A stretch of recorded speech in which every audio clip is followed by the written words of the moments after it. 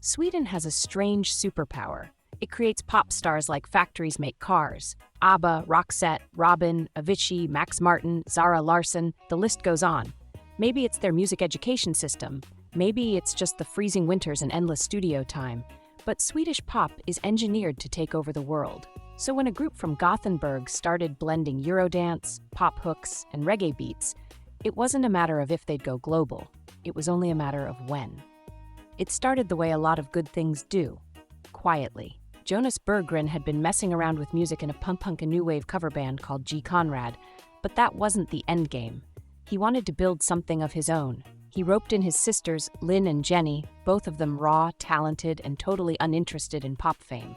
They tried a few names, New Arbat Avenue, CAD, Tech Noir, and none of them stuck. But the idea did.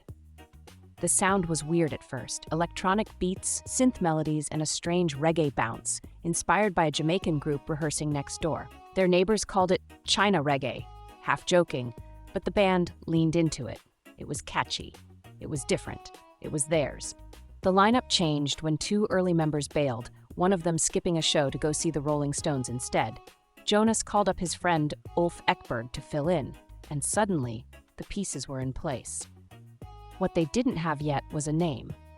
And while hungover, watching Motorhead on MTV, Ulf took one look at Ace of Spades and flipped it. That's how Ace of Base was born. They started playing clubs in Gothenburg, but Sweden didn't bite. Local music was all guitars and metal. No one wanted minimalist synth pop with offbeat island grooves. Record labels passed, one after another. So they did what all desperate musicians do. They sent out demos to every producer with a mailbox. One of those demos landed in the car stereo of Denny's Pop. At the time, he was already a name in the Swedish music scene, and he'd go on to launch acts like Britney Spears and the Backstreet Boys. But back then, he didn't care for the tape. Was about to toss it until fate intervened. The cassette got stuck. It wouldn't come out, so every time he drove, he was forced to listen. Over and over and over again. And it worked. The track wormed its way into his brain. What he thought was amateur at first suddenly sounded hypnotic, fresh.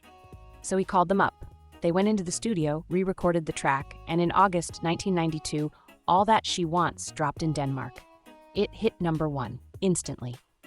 They followed it up with a debut album, Happy Nation in Europe, retitled The Sign for the American release. And that's when the world cracked open. All That She Wants, Don't Turn Around, The Sign, it was hit after hit after hit. The album sold over 23 million copies. It became one of the best-selling debut albums in history, and Ace of Base became a global obsession. But it wasn't just the music, it was the mystery. While other pop stars smiled and waved, Ace of Base barely blinked. Their videos were dark, grainy, almost spiritual. Linn stood in the shadows, rarely speaking, often staring past the camera.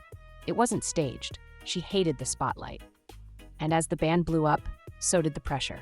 She slowly pulled back. Fewer interviews, no live performances, no eye contact. By the late 90s, she was out of the picture almost entirely. Jenny took over lead vocals, and they kept going. More albums, more singles. But it was never the same. Without Linn's voice, cool, distant, unforgettable, the magic shifted. Jonas focused on production, Ulf tried rebranding the band with new singers, and the core slowly faded into the background. They never really said goodbye. They just stopped. But the songs never left. Today you hear them on TikTok, you find them in nostalgia playlists. Their sound, minimal, melodic, a little bit melancholy, has crept back into modern pop. Artists like Lady Gaga, Katy Perry, even Drake have pulled from that same space. A little detached, a little hypnotic, endlessly catchy. And now, with the new docuseries All That She Wants, the full story is finally being told. How a tape that got stuck in a stereo became one of the biggest pop acts of the 90s. How 4 kids from Gothenburg changed the sound of pop music without ever chasing fame. And how, even when they stepped out of the spotlight, the echo of what they created never really faded. Let me know your favorite Ace of Base track in the comments. And if you're into deep dives like this, the quiet rises, the unexpected fades, the songs that shaped entire decades, the clades, make sure you hit subscribe. This is at Not Just Rich, and we tell the stories behind the sound.